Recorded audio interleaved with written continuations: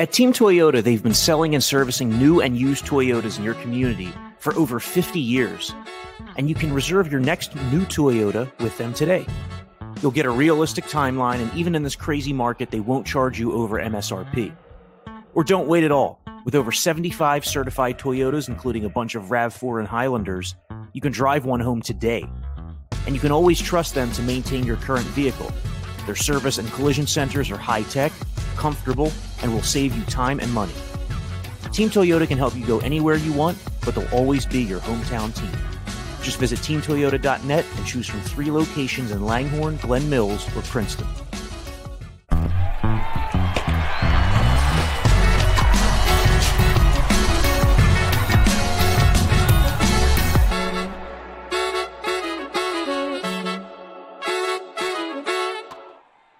Hey everybody, welcome to the Phillies Talk podcast presented by Team Toyota. Corey Seidman and Jim Salisbury here with you on a Tuesday morning after the Phillies took the first of a 4-game series in Atlanta, 7-3, beating the Braves to start off the 7-game NL East trip. Jim, this is 40 runs the Phillies have scored in their last 5 road games. They had that successful trip 2 weeks ago, then came home, had a pretty lousy homestand that they finished off with an exciting walk-off win over the Dodgers. Then they go into Atlanta on Monday night, and Zack Wheeler really set the tone. Actually, I think Roman Quinn set the tone. Zack Wheeler gives up 3 hits in that first inning, double, 2 singles. And, Roman Quinn, 2 days in a row has made a contribution. He made a big contribution Sunday with his legs in that extra innings win in Philadelphia. And then yesterday, he guns down William Contreras at the plate. It was a perfect storm. Contreras doesn't run well, but Roman made a great defensive play. Great charge, great pickup, great release. 99.9 miles an hour on that throw to the plate. Right on the money, Real Muto makes a good tag. So that saved Wheeler a run right there in the first inning. And Wheeler even admitted that kind of stopped a little momentum build for the Braves in that first inning. He said it gave him personally a boost. It really was a pickup for him. So Roman Quinn and Zack Wheeler, I agree with you. Zack Wheeler, what a pitcher. What a pitcher. Another really terrific effort. I mean, at one point from like the first inning, the last out in the first inning was a strikeout. And then he, including that one, he struck out 8 of 10 batters. Retired 10 in a row and struck out 8 of them. I mean, the guy is just electric. He ran out of gas a little bit in the 7th inning. I always get a little nervous with Juris Familia. And even with Connor Brogdon, I think Connor Brogdon's stuff throughout his career has been too good.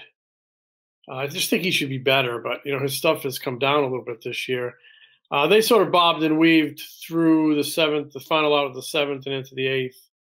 And then Knebel closed it out. But, the story of the game was a great defensive play by Quinn, a great start by Wheeler, and the offense providing 7 runs in those first 4 innings. Kind of shut down after that. You'd really like to see them tack on because though it was a 7-3 game, there was a tension to that game because, I don't know, the Braves had traffic on the bases in the late innings, and when you put runners on base, all it takes is, boom, 1, and it changes everything. It takes a 5-run game, it makes it a 3-run game, now it's a 2-run game. Now everybody's a little tighter. You're not releasing the ball quite as, smoothly and crisply and getting that finish. You make a mistake over the plate, now it's a tie game. And I've seen it a million times down here in Atlanta. And then people start doing the tomahawk chop, and this place comes alive. So I thought it was a really good win for the Phillies, another really, really good one for Zack Wheeler. I continue to just be so impressed by what he's become as a Philly. And they're playing much better on the road than they are at home. They need to build on this tonight with Kyle Gibson on the mound. And I think there's really only one recipe for Kyle Gibson to have success, and that's keep the ball down. Yep, there you go. Yeah, the Braves, that one big hit in the late innings eluded them last night. Ronald Acuna Jr. came up with 2 men on in the 7th, or rather in the 8th. Austin Riley came on with 2 men on an inning earlier. Both of them made the final out. But I'm with you that when Juris Familia comes into a game, man, it can be an adventure there late. But and the reason for that is he was staying away from Sir Anthony Dominguez and Alvarado, both of whom had pitched 2 days in a row. So Joe is not one to tell you who's available tonight and who's not available tonight. He's not going to tip off the other manager, but it's an easy read, right? You just go on the logs and the daily logs. He's not going to pitch a guy. Very, very, very seldom will pitch a guy 3 days in a row. He just, if you pitch 2 days out of the bullpen, you're usually down that third day, and both those guys pitched the day before.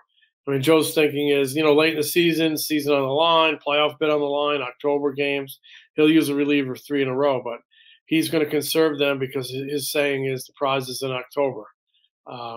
So the good news is they got through that without 2 of their main boys in the bullpen, and they'll have them tonight. Question is, will they have Corey Knebel? That's right. 2 in a row. So I actually agreed with him bringing in Knebel to a 4-run game. Yeah. Like I said, I felt tension in that game. I felt like it could change with one swing because Familia and Brogdon, they made you nervous. And boy, Knebel came in and just lowered everybody's blood pressure. Boom, boom, boom. Well, also consider that the last 2 times the Phillies had a 7-1 lead, they blew it both times. They gave up the lead both times. So they had a 7-1 lead again last night. You don't want to do that a third straight time in 4 weeks. No more 7-1 leads. They need 8-1 leads or 6-1 leads. That's right. Well, so Roman Quinn, we talked about how instrumental he was Sunday with his wheels. I mean, not even just his wheels. The fact that Roman Quinn singled his way aboard in extra innings, there's always been that comment, like if he can just get on base, if he can get on base at like a 320 clip, if he can hit you 260, that this guy has, the tools to become a pretty valuable piece. And recently, we've been seeing his defense really play in center field. But he's by far the best defensive center fielder that they have of this trio. The throw, I mean, that was an unexpected throw. You mentioned William Contreras being a slow runner. Still, when that ball was first hit, wasn't sure that Quinn was going to be able to nail him at the plate. But the range is spectacular. Yeah, the range is spectacular, and the speed is too. And right now he's hitting. So, I mean, we've heard 3 different Phillies managers, from Pete Mackanin to Gabe Kapler to Joe Girardi, talk about, how good Roman Quinn can be if he can just hit. And right now, the last couple of days, we've seen that. Yeah, he's got great tools. And that's why everybody says he could be a terrific player if he ever put it together. The big couple X factors here. The big one has been health. He's missed a ton of time. I'm not talking 2 or 3 injuries. It's like every year for almost a decade. He's had some bad ones, right? The Achilles. He had a quad that was torn. He had concussion. He tore a ligament in his hand or his wrist. He's just had injury after injury after injury. But in addition to not staying healthy, I think at times he's his own worst enemy because he does have a great tool set. The arm, the speed. He can switch hit. He goes up there and swings too big, and he chases balls out of the zone. And that's just a bad recipe when you're a guy his size. He's 5'9", 5'8", or 5'9", with great legs, great wheels. I mean, he's got to go up there and be a Kenny Lofton type. I know they're not. There's not an abundance of them in the game today, but that stuff still works. I know everybody wants to drive the ball and hit the ball over the wall, but there are certain guys who are just not made to do that. And he's never developed on-base skills, and he's never gotten away from the desire to drive the ball and try to hit balls over the wall. I mean, he's a strong kid. When he squares one up and catches it out front, it will go. But he needs to be a gap-to-gap hitter, lay down a bunt, line drive, use your legs. And he hasn't been that guy, and he's been told it, and he hasn't made those adjustments. And I believe personally that has held him back in addition with the injuries. Is he finally starting to make that shift? I don't know. He's had a couple of good games here. As Mickey Moniak's been like stirring in the minor leagues. Maybe that's lit a little bit of a fire under him, but he's 29 years old. He's not old by any means. If he could just adopt that, mentality of, I have one function in this batter's box, and that's to get to first base. This is my one function. It doesn't matter if I hit a bunt. It doesn't matter if I beat out an infield dribbler. It doesn't matter if I beat out a ball in the hole. It doesn't matter if I pull a line drive down the right field or hit one in the gap or hit a Texas leaguer or a broken bat single. I'm going to stop swinging for the fences. I'm going to stop chasing balls outside the zone, and I'm going to get on first base. And if he does that, he's going to be a good player.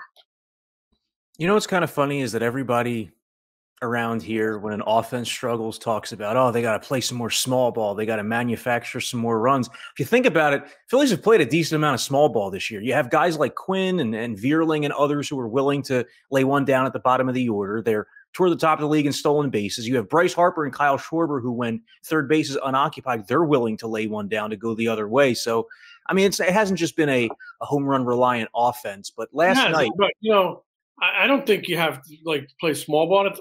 I think you have to play baseball. Baseball means everything. It means when you have a Schwarber or a Harper or a Castellanos or a Hoskins or a Real Muto at the plate, and that pitcher makes a mistake over the dish, you pound it and you hit the long ball. It means when you're a guy with a skill set like Roman Quinn, you're hitting line drives and beating out stuff and getting on first base.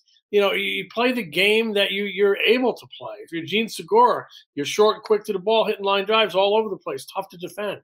And that's baseball, and that's a good lineup. You have a little mix. You have a mix of power. You have a mix of small ball. That way it doesn't have to become like an objective. Today, this inning, we're going to play small ball. No, this inning, tonight, we're going to play baseball. And that's the thing that I think is often missing in this game, where guys are just looking to launch. Everybody has a skill set in that lineup. Everybody has a unique fingerprint or thumbprint in that lineup. Go out and be yourself. And if you're a good player, good things are going to happen. Well, last night, something good happened when Rhys Hoskins came up with the bases loaded in his second at bat. It was a spot that did not call for a grand slam. All he needed was a little poke up the middle. In fact, Ruben Amaro Jr. on the broadcast said, if I'm Rhys here, I'm just thinking right center, try to split that gap in right center. We remember that last summer, there was an at-bat that Hoskins had just like that, where he came up with the bases loaded, hit a bases clearing double to the gap in right center, and he took off from there. Yep. Well, that's what he did last night. He had a 3-run double to right center. It started the scoring for the Phillies, and they didn't look back from there. That was a really important spot for Hoskins, who has not struggled as much as anybody else pretty much the Phillies have put in the leadoff spot so far this season. Right. I think in a perfect world, he's in the middle driving in runs, but they need some on-base percentage up there. And, they have issues in their lineup. They have guys out, and, it makes some sense to put him up there. But, I mean, you're right. That's his little happy spot out there, right center. That at bat you're talking about was actually 2 summers ago in the shortened season of 2020. He started off slow, and then he was facing Steven Matz, and there was a pitch away, and he just bases loaded, and he drove it at Citizens Bank Park to right center. And what that does is it gets him locked in when he's hitting the ball away, hitting it to right center, not getting around it and trying to yank it to left and hitting a 2-hopper to third base or a long foul ball off the net down by the foul pole. He's staying back, he's staying inside the ball, and he's boom. And so, you hope that gets him going. I mean, he had a little bit of a temper tantrum in the dugout on Sunday. Obviously, frustration boiled over sometimes. Honestly, sometimes you need that. You just need to blow it out and let it all out. And he did that. And, he looked really good last night. And, you hope it's one of those things where it lets him breathe. And he had been coming on a little bit before that with the power. So that is good to see. To me, Rhys he's not the biggest name in that lineup, but he does things. He drives in a lot of runs. I know he's in the leadoff spot, but you get men on base in front of him. He knows how to drive in a run. He's kind of a completer in that lineup. He's sort of a guy that brings a lot of things together.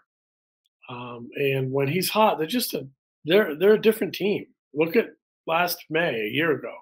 He was hot. They were a different team. Look at the run they made late July, early August last year before he ripped up his abdomen. He was a different team. And I know you could say that, the more guys you have hot in your lineup, you become a different team. Absolutely, right? But for some reason, when he gets going, it brings a lot of things together. If you can get 3 guys hot in your lineup at the same time and 2 of them going really good, I mean, that's when you can kind of take off and start scoring some runs. And scoring runs is so important for this team because they've been getting such great starting pitching for a month plus. They're in the mid-3s in the ERA. Well, there you go, right there. Yeah, they have a 3.38 ERA, the Phillies starting pitchers, over the last 32 games. Starting pitching has been excellent. Kyle Gibson pitches tonight for the Phillies. He's against lefty Max Fried. That's going to be a good pitching matchup because Fried just keeps getting better and better. Guy who's already put together some postseason experience early in his career. But Little Cole. What's that? Little Cole. Yeah, Little Cole Hamels. Well, so in talking about getting several guys hot at the same time, there are a couple of key Phillies who just don't look totally right at the plate right now.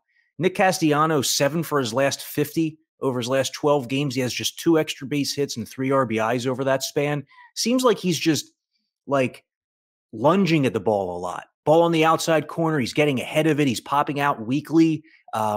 Bryce Harper also has not looked as sharp as he did prior to getting that PRP injection. But specifically with Castellanos, like, what have you seen out of him recently? Has Joe Girardi talked about his struggles at all on this trip so far?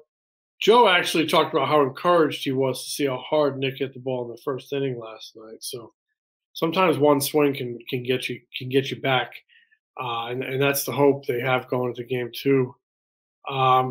It just, it's probably just a timing thing, and it comes and goes during the year. I still think if he's not their most gifted hitter, he's certainly among them. I do think he's going to come out of it. They need him to come out of it. Like we said, you need those 3 guys hot, and you need 2 more guys to be pretty good, right? If you're going to start, getting things really clicking. So, and obviously they're a different team with Harper in the lineup, and even a different team when Harper produces. So those are 2 huge guns in the middle of your lineup. They need to get them warm again. You're right. They both cooled off, and they need to get them moving in the right direction again. And Fried's a tough lefty. He's just a tough pitcher. They have a real tough assignment tonight. I think Kyle Gibson really needs to keep him in the ball game, and then they need to, capitalize on opportunities. Get some runners on base. You need to get somebody in, right? Somebody makes a mistake over the plate, and every pitcher is going to make a mistake over the plate and make them pay. To kind of reinforce the slow starts that a lot of teams are off to offensively, I mean, you look up and down that Braves lineup, other than Ronald Acuna Jr., nobody's hitting right now. You have Austin Riley, Ozzie Albies, Adam Duvall, Matt Olson all hitting between like 200 and 245. The team as a whole is hitting right around 225 with a sub 300 on base percentage. Not expecting to see that from the Braves, but offense has been tough to come by, and a lot of teams have been inconsistent here early. Jim, you talked to Dave Dombrowski yesterday about the Phillies start at the quarter mark, how the team's played, the ways that they can improve, Joe Girardi, and more. What can you tell us from that conversation? Yeah, they're disappointed in their record, under 500. He said, quote, "We're not a below 500 team. We shouldn't be a below 500 team." And with the personnel and the track records, I absolutely agree. Maybe this is the week they get over 500. It would certainly behoove them to run off some victories here, because you're in division with 3 more against the Braves and then 3 against the Mets, who have a pretty good sized lead here in the National League East. So you have a chance to cut into that over the weekend at Citi Field. But among the things he said is, he's overall pleased with the bullpen, acknowledging that there's been some hiccups. The defense hasn't been the issue. He's surprised they haven't been more consistent offensively. And some of their numbers are near the top of the league. It's just that 11 times they've scored 1 or 0 runs. They've been shut out 5 times, 1 run 6 times, and those have equaled 11 losses. So you've expected more from the offense. He was asked about Joe Girardi's performance, and, true to form, he doesn't evaluate guys in season, but it's a question that needs to be asked. And he said, "My biggest support of a manager is that he's managing. If he wasn't managing, if I didn't support him, he wouldn't be managing." So in essence, he's saying if I didn't think he could do the job, he wouldn't be our manager. So yeah, it wasn't an overwhelming vote of confidence in Joe. I don't know if I read a ton into it, because I think Dombrowski's always been consistent in talking about his managers that way. But if the stakes are very high here, with a payroll over $230 million. With a team that's desperate to get to the postseason, hasn't been there in a decade. I mean, that's embarrassing to an organization. It's the longest drought in the National League. It's the 2nd longest drought in Major League Baseball. Spending a lot of money. They have big name talent. They've made big signings the last 3 or 4 years. They need to get to the postseason. And the stakes are very high. And I believe if they thought at some point down the road, a month, 2 months down the road, that a managerial change was going to be the thing that would get them there, I believe they would do it. I don't believe he's signed on to Joe Girardi for the rest of the season, but I also don't believe a move is imminent, or a move is coming, or a move has to come. This team just needs to play better. And I'm always been a believer the manager gets way too much credit and way too much blame. The players are the ones that need to go out and and put up a hot streak and get firmly into playoff position. Because if you don't make the playoffs here with 6 teams, I mean, something is dreadfully wrong. Dombrowski also talked about the owner, John Middleton, who's the guy who we know how aggressive and how bad Middleton wants it and how much money him and his partners are spending on this lineup. But, Dombrowski said Middleton realizes they're only a quarter of the way into the season and there's a lot of baseball left, and there is a lot of baseball left. This team can still do big things, but it's up to those 9 guys in the field each night to do it. And there's a long season left, and if you need a reminder that, it's a long season and you can still put a lot of things together. The Nationals team that won the World Series in 19, was it 19? And they got off to a really rough start through almost the first half of the season. And then the Braves last year were under 500, I think, in late July. Yeah, they were. And they won the World Series. So you just got to keep getting after it, and you got to play better. They got good players and need to play better. Well, we're not exaggerating when we talk about the importance of this week because with the Braves and Mets coming up here, the Phillies are already 8 games behind the Mets, who just continue to win. They don't have Scherzer, they don't have DeGrom, but they just keep winning. 4 out of 5, 5 out of 7. The Mets lead the Phillies by 8 games. So if this week doesn't go right, they could be facing a double-digit deficit, which you don't want, even if it's Memorial Day weekend. So Kyle Gibson tonight against Max Fried. Then it'll be Ranger Suarez going against Charlie Morton on Wednesday. Surprisingly, Suarez did not face the Braves last year as a starter, only faced them as a reliever, so it'll be a bit new for both. How about what Wheeler has done the last 2 years against the Braves? Yeah. Last year was 5 starts, 1.60 ERA, a WHIP that began with 0, and opposing batting average that was under 200. And that's hard to do when you see the same team over and over. Yeah. And over. He looks like he's all the way back. The fastball velocity's back for Wheeler at that 97 mile per hour range. It's free and easy. He's getting the swings and misses. He's able to dot that like right on the outside corner. To me, he looks just like he did last year. You're right. He looks great. And when you're beating or pitching well against the same team over and over, that's a sign of how good you are. Because in hitting, there's a reason guys watch tape, There's a reason managers look at matchups and track records against certain pitchers, because familiarity with a pitcher can help the hitter. Mm-hmm. And those Braves have a deep book on Wheeler, even going back to his Mets days, and he still, executes and executes and executes. I mean, the fastball is right up. It's what was close to 98 last night. It peaked. He had 20 swing and misses. He had 19 swing and misses his previous start. Remember the first 2 starts of the season were like, oh my God, he's only got 2 swing and misses. He just can locate that fastball. He's got that sinker. He's got that 4-seamer that he can really locate either up or down. And he was talking last night about how he's fiddled with his slider. Not necessarily the grip, but the hand positioning, and that's given him his slider had a little more downward break, I guess you'd call it. Now it's got more of a sweeping motion, and he likes that a little. He likes the shape of that pitch a little bit better. This guy keeps getting better. He keeps getting better. I'm just left with this observation. He's been a great signing. Yeah, it's been one of the best value signings in Phillies history, period. I mean, getting Zack Wheeler before he reached that next level, like the Phillies and some other teams were confident that Zack Wheeler could take off. That offseason, he was not like the top starting pitcher on the market. He was like the 2nd or 3rd. Phillies got him for that 5-year, 115 or was it 118, somewhere in that 115 to 118 range. But it's been a great signing at around $23 million a year. There's the Braves, they have a deep book on Zack Wheeler. They don't have nearly as deep a book on Kyle Gibson, who spent his entire career in the American League until coming over to the Phillies last year at the trade deadline. So we'll see if Gibson can keep the good vibes rolling for the Phillies on Tuesday night. He's Jim Salisbury. I'm Corey Seidman. Thanks for listening to the Phillies Talk podcast.